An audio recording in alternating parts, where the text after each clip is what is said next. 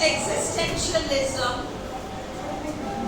is a form of philosophical inquiry.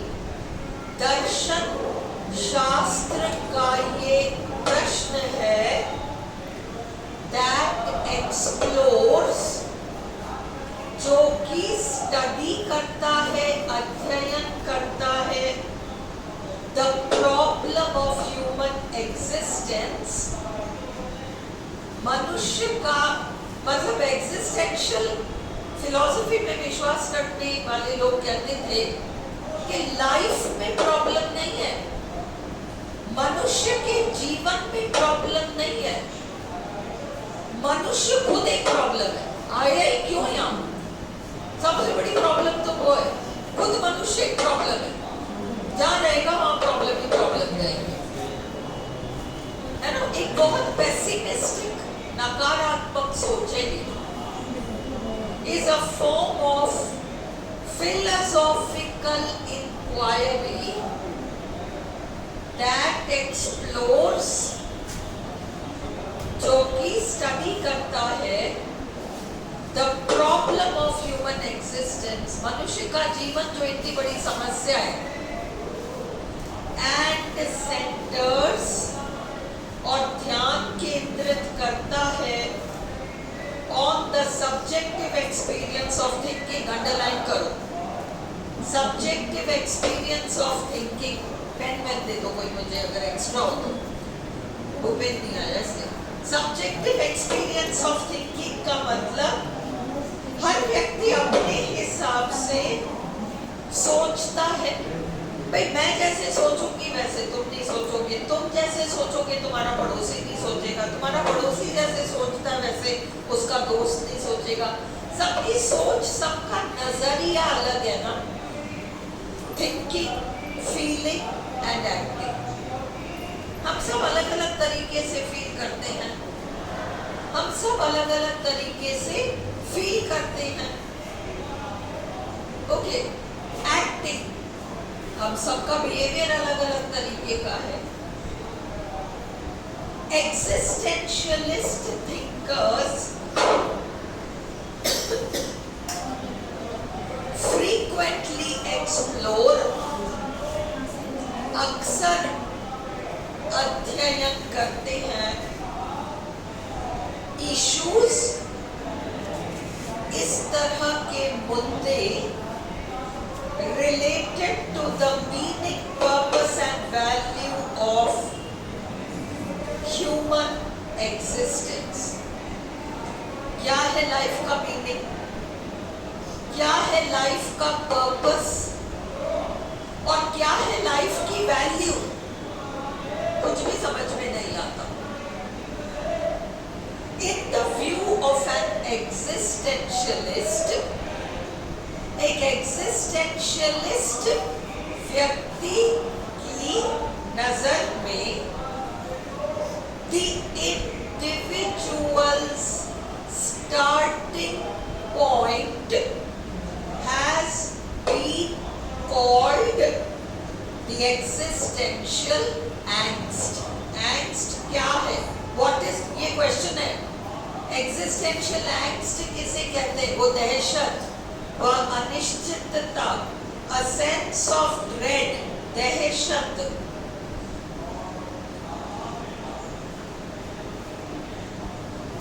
disorientation, हक्के बक्के रह जाना, सुध बुध खोना, सुध बुध गवा बैठना,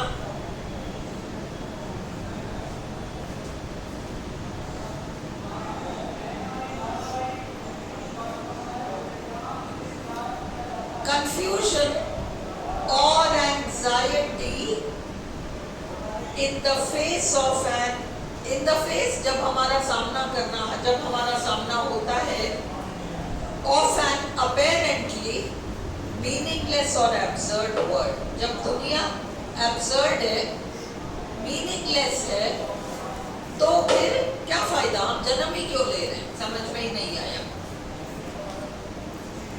एग्जिस्टेंस नहीं आया क्या? जहाँ तक समझ समझ में आ गया कि एग्जिस्टेंशियल फिलॉसफी क्या है ना?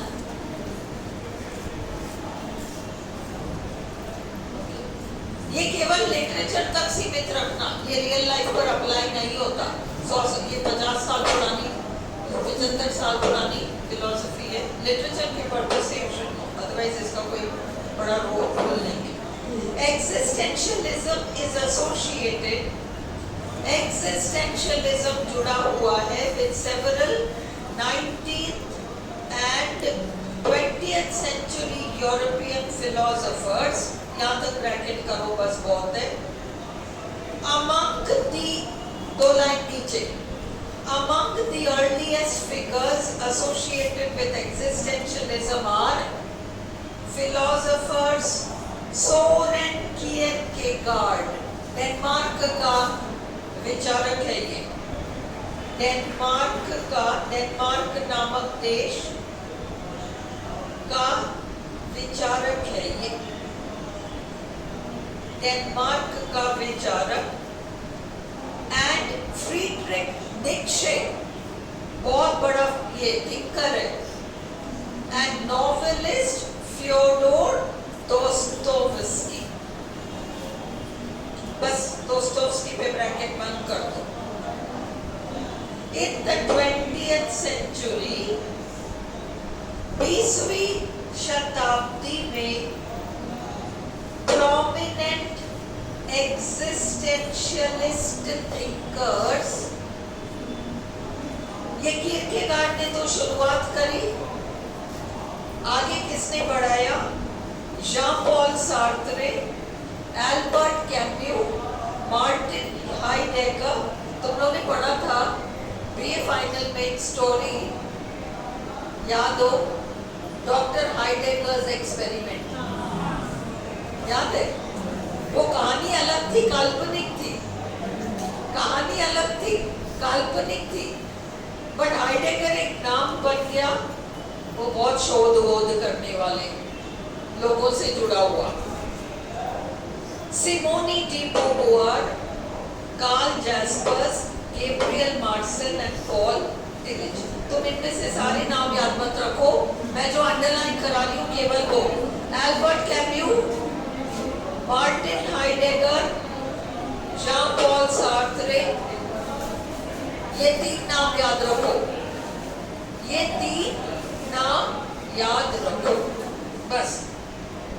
अगला आगे कहाँ चला गया? फिर ये वाला है a philosophy that emphasizes, ये अलेक्जेंडर पोप तो बीच में गलती से जुड़ा होगा,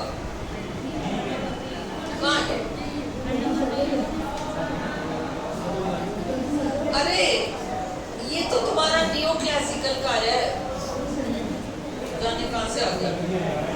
नियो क्लासिकल काल वाला है ये तो। ओहो, एक्जिस्टेंशियलिज्म अ फिलॉसफी मिला, एक्जिस्टेंशियल, ये तो कल वाला है भाई, अलेक्जेंडर पोप। एक्जिस्टेंशियलिज्म क्या है? अ फिलॉसफी, ये एक ऐसा दर्शन है that emphasizes, जो इस बात पर जोर देता है, the uniqueness and isolation of the individual experience। हर मनुष्य का लाइफ यूनिक होता है, उसके अनुभव उसके लिए यूनिक होते हैं, क्योंकि जरूरी नहीं है सब लोगों के साथ बिल्कुल वैसा हो। एंड आइसोलेशन, हर इंसान औरों से कटा हुआ रहता है, of the individual experience in a hostile और indifferent universe, in a hostile or indifferent universe। संसार हमारे प्रति, लाइफ हमारे प्रति पॉजिटिव अप्रोच नहीं रखती। लाइफ दुश्मनी निकालने पे तुली हुई है। ये है ये फिलॉसफी। इन अ हॉस्टाइल और इंडिफरेंट यूनिवर्स, मतलब दुश्मनी निकालती है जिंदगी किसके ऊपर? बेचारा मनुष्य के ऊपर। और इंडिफरेंट यूनिवर्स मतलब लाइफ हमारे प्रति पॉजिटिव नहीं है। Regards human existence as unexplainable. मनुष्य ने जन्म क्यों लिया पता नहीं, अनएक्सप्लेनेबल, इसका कोई एक्सप्लेनेशन नहीं है।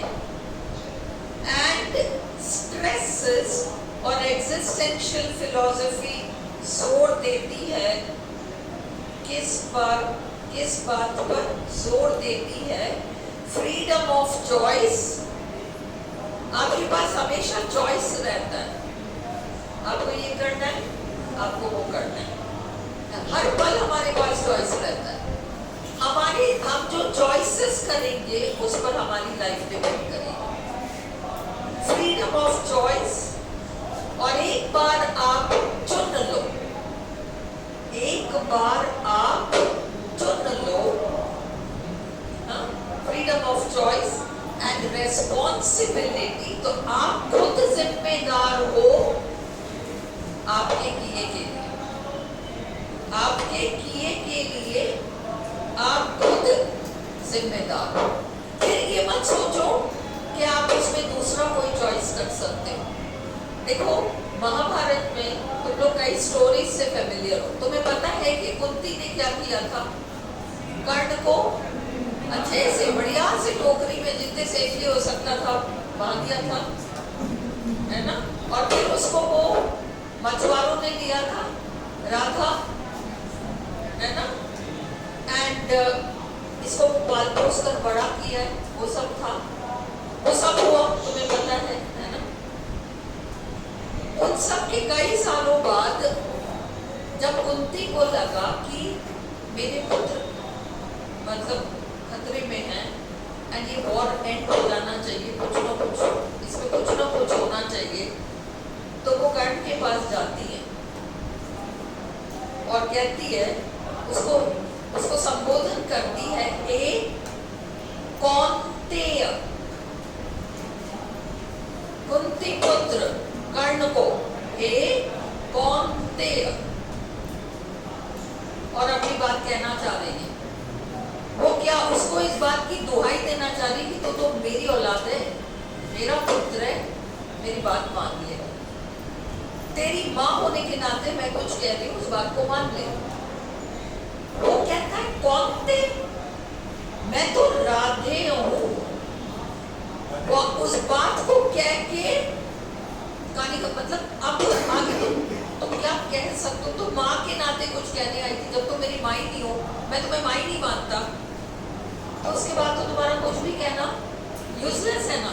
तुमने उस दिन चॉइस कर लिया था कि मैं नहीं चाहिए तुम्हें, मैं नहीं चाहिए तुम्हें, तुमने तो उस दिन चॉइस कर लिया था जिस दिन तुमने मुझे पानी में बहा दिया। उस चॉइस का भुगतान तुमको लाइफ लॉन्ग करना पड़ेगा।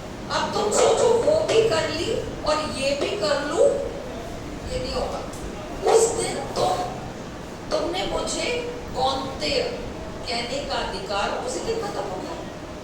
तो आज तुम क्या लेने आए हो? हम जो लाइफ, ये क्या कह रहा है एग्जिस्टेंशियल फिलॉसफी, लाइफ में एक मौका मिलता है, चॉइस चॉइस चॉइस कर लिया ना चॉइस, उसके बाद आप रो कि ओ मेरे साथ ऐसा हो गया, मेरे को नहीं, आपने चॉइस ही ऐसा किया, उस चॉइस का उस परिणाम के अलावा दूसरा कोई परिणाम नहीं हो सकता।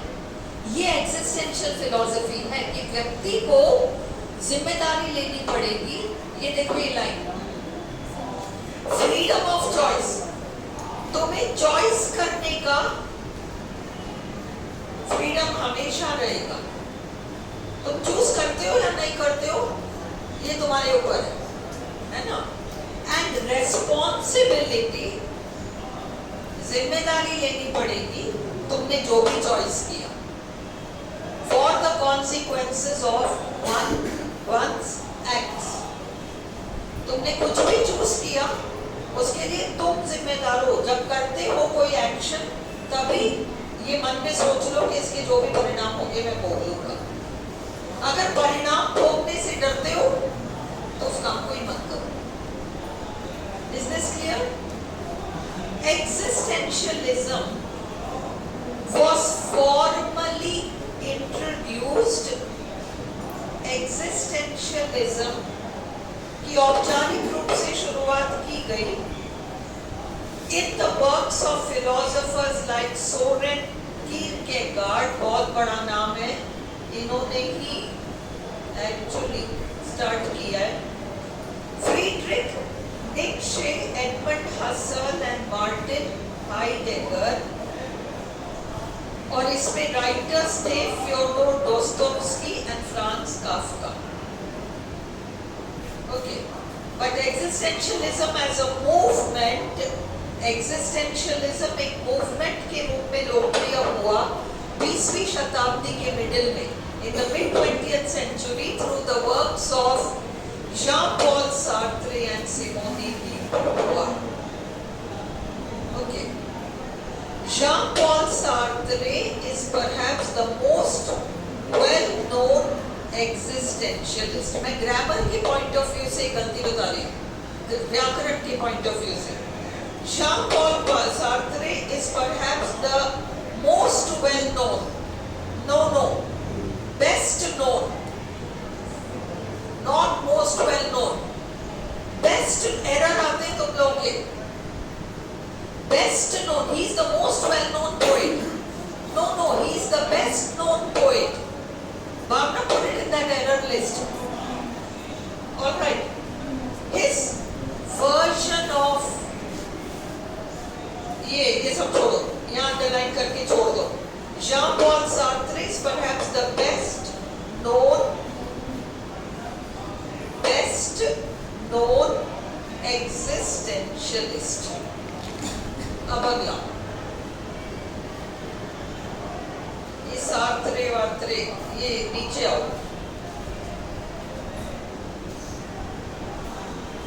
ये देखो,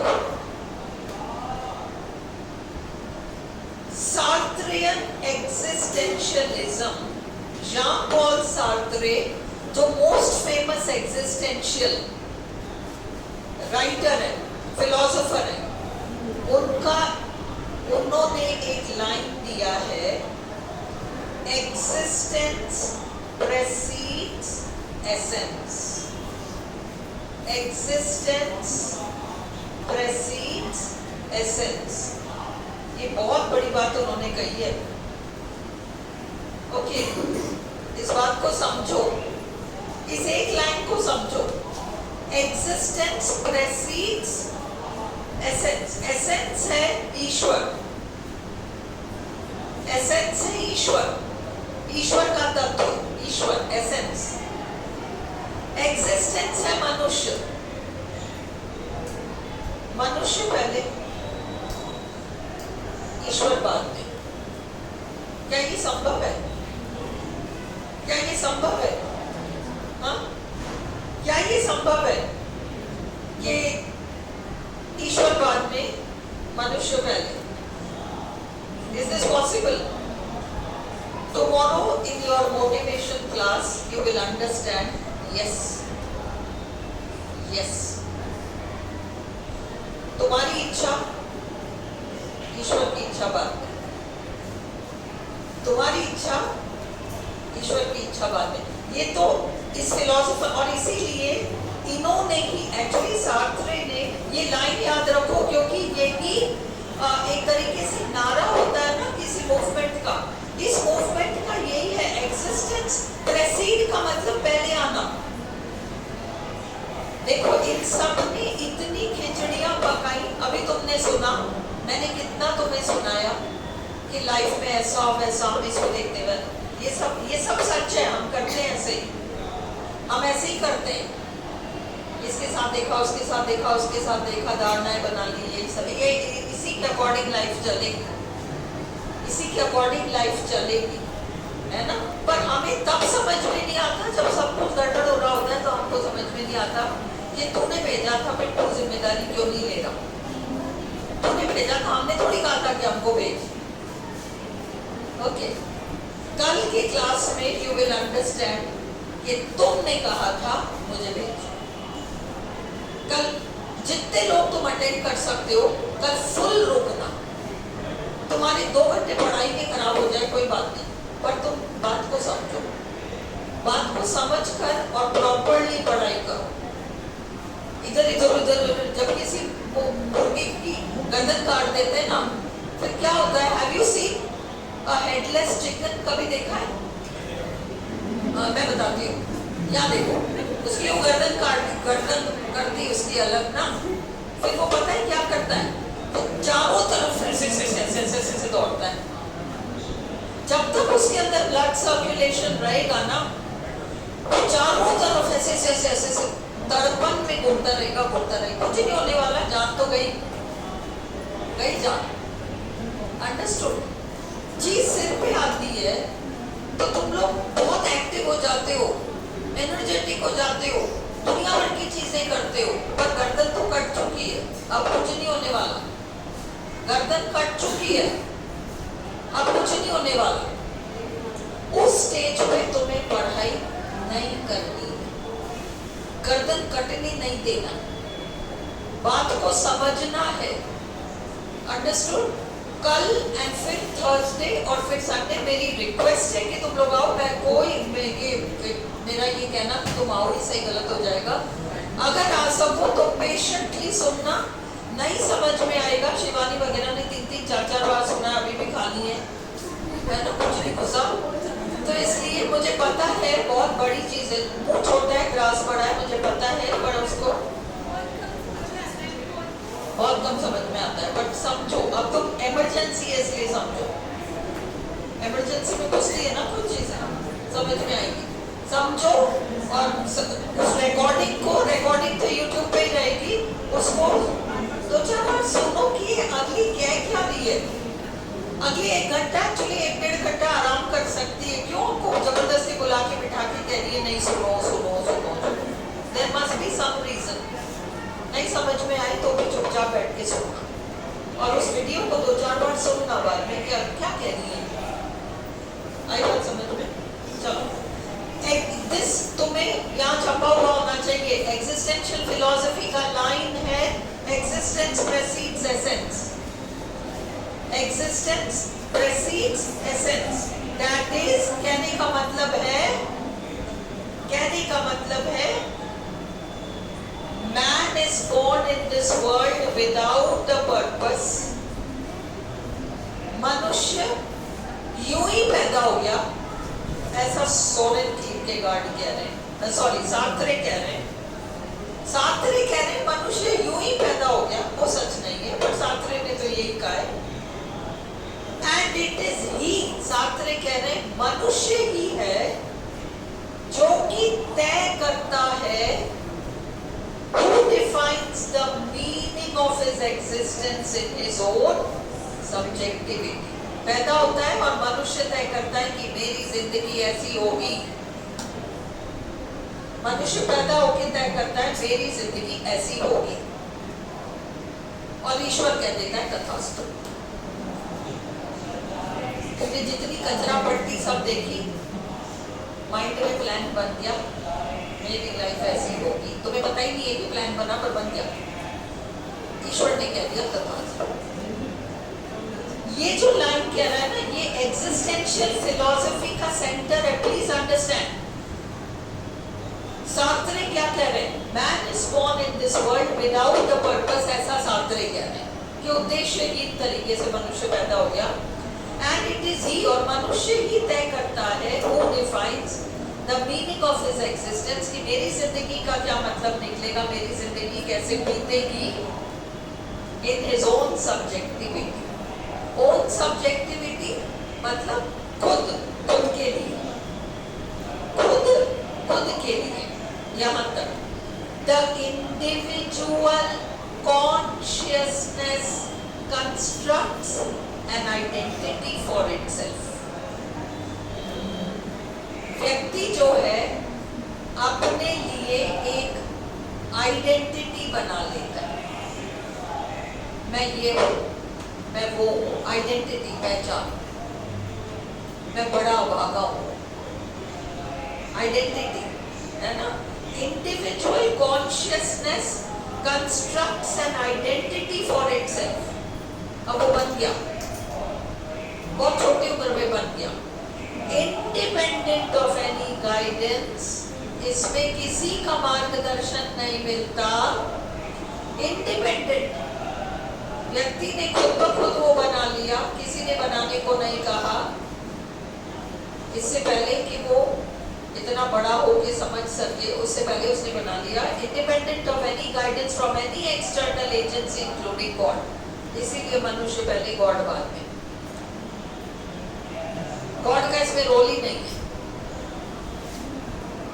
फॉर सार्त्रे, सार्त्रे के लिए the individual consciousness is responsible for all the choices he she makes. Consciousness, individual consciousness सारे चॉइस करती है। सुनो सुनो, एक बहुत अमीर व्यक्ति हॉस्पिटल बनाता है, बहुत अमीर व्यक्ति ने हॉस्पिटल बनाया, बहुत आलीशान शानदार हॉस्पिटल। आधे लोगों ने कहा इतना धर्मात्मा है, इतना बड़ा हॉस्पिटल बनाया है, लोग यहाँ के ठीक हो सकते हैं। आधे लोगों ने कहा कितना बदमाश है, इतना बड़ा हॉस्पिटल इसलिए बनाया है ताकि लोग बीमार पड़े, यहाँ आए, ठीक हो और ये पैसा कमा सके। क्या तुम कह सकोगे कि वो पहले वाले लोग सही थे? नहीं नहीं, वो सही नहीं थे, ये सही थे। क्या कह सकोगे पहले वाले गलत थे? नहीं नहीं, वो गलत नहीं थे, ये वाले लोग गलत थे। क्या तुम कह सकते हो? दोनों दो सोच है, दोनों दो नजरिया है, दो नजरिया है, अंडरस्टूड? और दोनों नजरिए अपनी अपनी जगह सही है। अपनी जगह जिसने कहा धर्मात्मा वो भी सही है, और अपनी जगह जिसने कहा बदमाश वो भी सही है। कभी भी कोई भी साबित नहीं कर पाएगा किसने हॉस्पिटल क्यों बनाया, क्यों बनाया।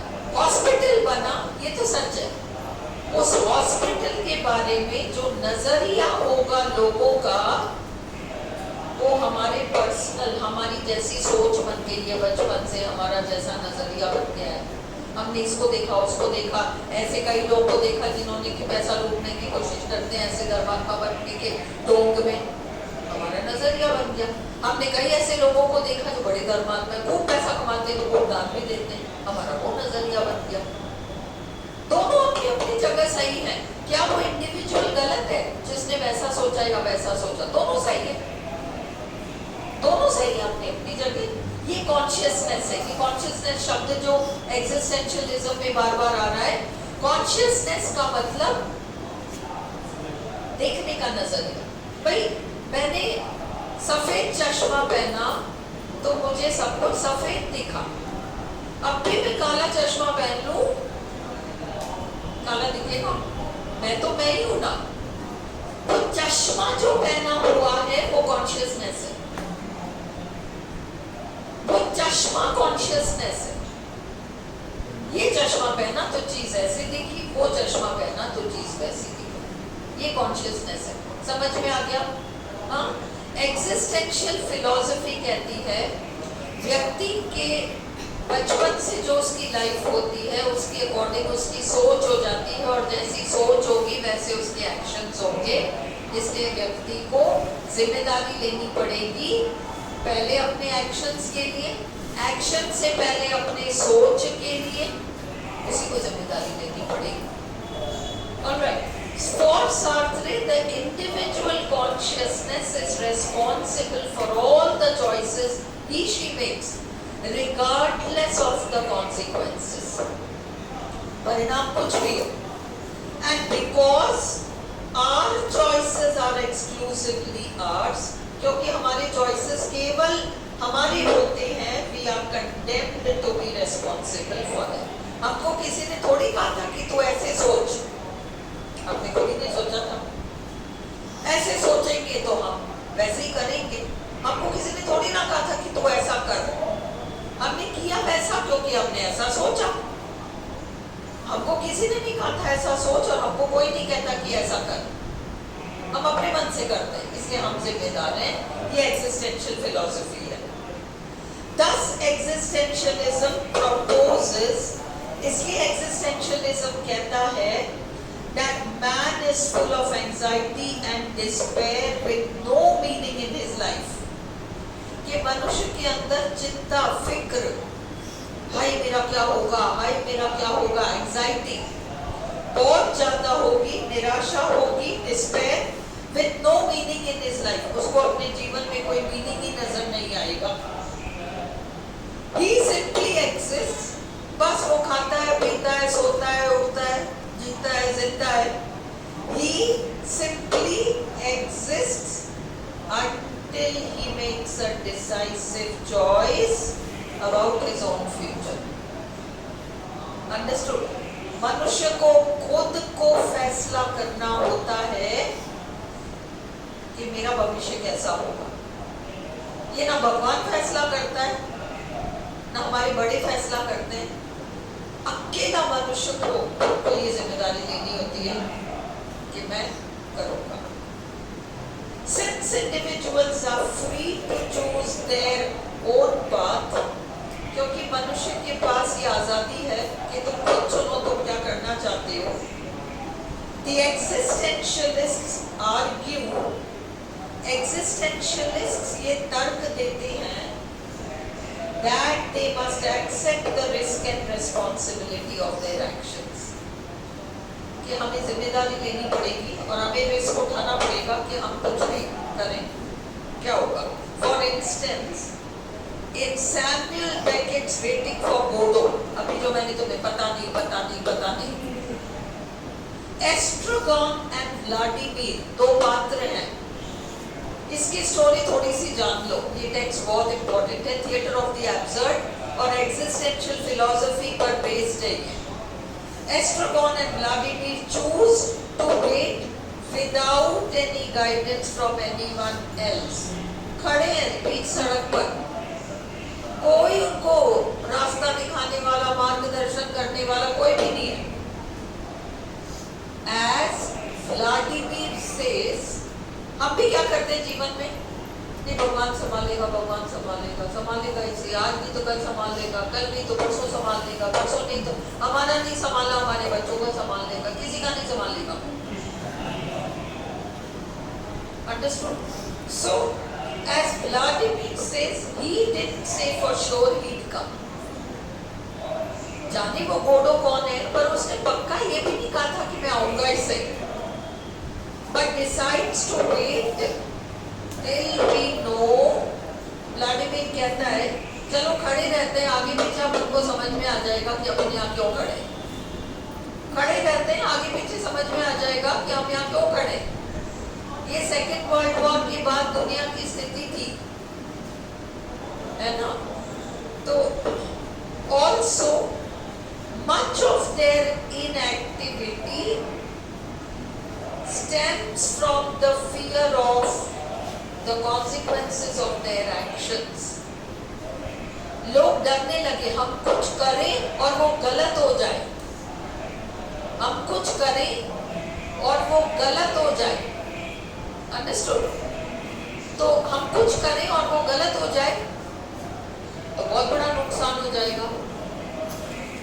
हाँ, उससे अच्छा है मत करो, चुपचाप बैठ जाओ। आरपीएससी के पेपर में आंसर नहीं आता, 90% श्योर है, मत जवाब दो, खतरा है। गलत हो गया तो माइनस मार्किंग में बच जाएंगे। बेटर है कुछ भी मत करो। देखो ये जो फिलॉसफीज होती है ना, इनकी ब्यूटी ये होती है कि आपकी लाइफ में जो की त्यों अप्लाई होगी, जो की त्यों अप्लाई होगी, जो भी आप पढ़ोगे। ये फिलॉसफी की ब्यूटी है। फिलॉसफी वो सब्जेक्ट नहीं है जिसको लाइब्रेरी में सुनहरे कवर में डाल के बंद कर दो और कभी उसमें धूल भी नहीं चढ़े, वो समझने वाली चीज होती है। Alright, for example Estragon says don't let us do anything, it is safer. कुछ ना करना सेफ है। Okay, It is safer. फिर अगला क्या है?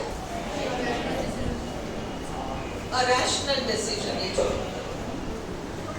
existentialism asserts, existentialism ये दावा करती है that people arrive at the decision कि लोग एक फैसला करते हैं based on their subjective interpretation of the world. उनका पर्सनल जो subjective पर्सनल व्याख्या जो वो लाइफ की करते हैं, हम बचपन से जो देखते हैं, हमारे आसपास जो हम देखते हैं, मोहल्ला, परिवार, समाज, सब में देखते हैं, उसके अकॉर्डिंग हम धारणाएं बनाते हैं based on their subjective interpretation of the world. The existential thought, existential विचारधारा thus concerns itself, संबंध रखती है with the rejection of reason as the source of meaning. तर्क को स्थान नहीं दिया जाता. Why? Focusing on feelings of anxiety, dread, awareness of death and freedom of choice. तर्क को महत्व नहीं दिया जाता. Alright, तर्क मत करो, जो फील कर रहे हो उसके अकॉर्डिंग चलो.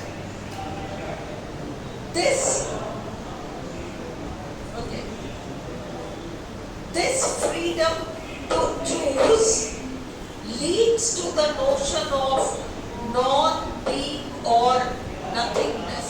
हमारा होना ना होना सब एक बराबर है. Existential place में बताते हैं कि सबसे अच्छा इसका एक हम रास्ता हमारे पास है, सुसाइड कर लो.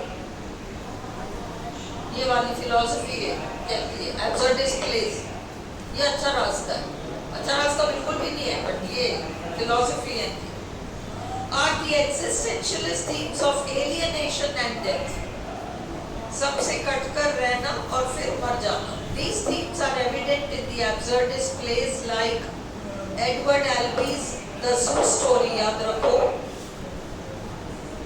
ये किस बारे में है ना भी जानो तो ये एग्जिस्टेंशियल प्ले है. ये आपको बताओ, अगर आपको पूछा जाए बिना सन दिए कि ये रोमांटिक एज का प्ले है, एग्जिस्टेंशियल प्ले है, क्योंकि इज्म्स तो आपके हैं, रोमांटिसिज्म भी आपके, न्यू क्लासिसिज्म भी है, न्यू क्लासिकल एज का प्ले है, एग्जिस्टेंशियल प्ले है, विक्टोरियन एज का प्ले है, रेस्टोरेशन का प्ले है. You should know just the name. ये जो है ज़ू स्टोरी, एडवर्ड एल्बी का, राइटर का नाम याद रखो. ये एग्जिस्टेंशियल प्ले है, मतलब एब्सर्ड. ओके, यहाँ तक याद रख लो बहुत है. Which presents the predicament and plight of Jerry, और इसका मेन कैरेक्टर जेरी है.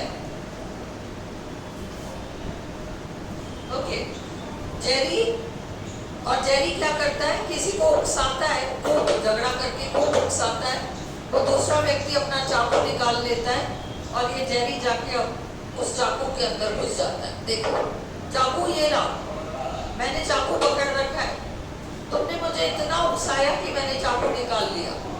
उकसाने के बाद तुम क्या करते हो, आकर मेरे चाकू में घुस जाते हो. अब तुम उसको ना तो मर्डर कह सकते हो, ना तुम उसको सुसाइड कह सकते हो. पता ही नहीं तुम उसको क्या कहोगे, बताने हुआ क्या बताने. Can you see absurd place, 100% absurd, अटपटापन पूरा, बेसिर पैर, बेतुकापन.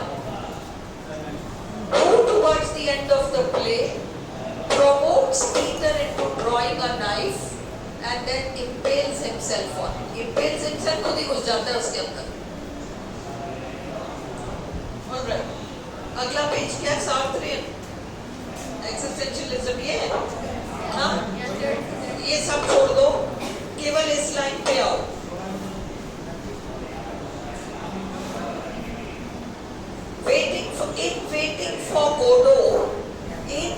waiting for Godot, ये मोस्ट इम्पोर्टेंट प्ले है एक्सिस्टेंशियल फिलोसफी पर based, theatre of the absurd का. In Waiting for Godot, Astragon and Vladimir attempt to create some order in their lives. वो अपने जीवन को थोड़ा बहुत व्यवस्थित करने की कोशिश करते हैं by waiting for Godot who never arrives or perhaps who doesn't even exist.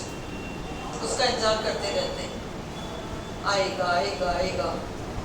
पता नहीं गोडो नाम का कोई है भी या नहीं है, पता नहीं, पर ये तो इंतजार कर रहे हैं। वर्ल्ड वॉर सेकंड के बाद लोगों की ये स्थिति हो गई थी कि दुनिया वाले यही तो कर रहे हैं, भगवान करेगा कुछ करेगा कुछ करेगा कुछ, पर पता नहीं भगवान ही है या नहीं। गोडो गॉड से बना है, व्यंग्यात्मक नाम है गोडो, जीओडी कोटी, गॉड है, और वो एस्ट्रोगॉन और व्लादिमीर आप और हम है, मतलब वर्ल्ड वॉर सेकंड के बाद के लोग। ओके, बार बार कोई ये लाइन्स रिपीट करते, प्लीज इस लाइन को याद रखो, नथिंग टू बी डन, कुछ करने को नहीं है, नथिंग हैपेंस, कुछ होता नहीं है, नोबडी कम्स नोबडी गोज, कोई आता नहीं है जाता नहीं है, इट इज ऑफुल, तो बहुत बुरी चीज है। ये वेटिंग फॉर गोडो के लाइन्स हैं, इंपॉर्टेंट, वेटिंग फॉर गोडो के लाइन्स हैं ये, दोनों यही दोहराते रहते हैं, बाकी सारा छोड़ दो। Albert Camus the rebel, underline करो, outsider and the myth of Sisyphus are suffused with existential themes. Okay, और एल्बर्ट कैम्यू अपनी रचनाओं को एब्सर्डिस्ट बताते थे। The myth of Sisyphus, written in 1942, is an important work in which Camus uses the analogy of the Greek myth, वो जो था ना कहानी, to demonstrate, दर्शाने के लिए the futility of existence, ये जीना ही व्यर्थ है, futile है। He saw Sisyphus as an absurd hero with a pointless existence. पता नहीं क्यों काम ये कर रहा है, लुढ़काता जा रहा है, वापस गिर जाए, फिर लुढ़का रहा है, फिर गिर रहा है। Eventually, बाद में, the myth of Sisyphus became a prototype, एक blueprint जैसा, जिस पर कि theatre of the absurd बना हुआ है। आज के लिए यहाँ बंद कर दो, बहुत ज्यादा हो जाएगा। हम मंडे को इसी को कंटिन्यू करेंगे, थिएटर ऑफ द एब्सर्ड, फिर एक्जिस्टेंशियलिज्म खत्म हो जाएगा। ऑलराइट ना, क्या कह रहे हो, करा दो।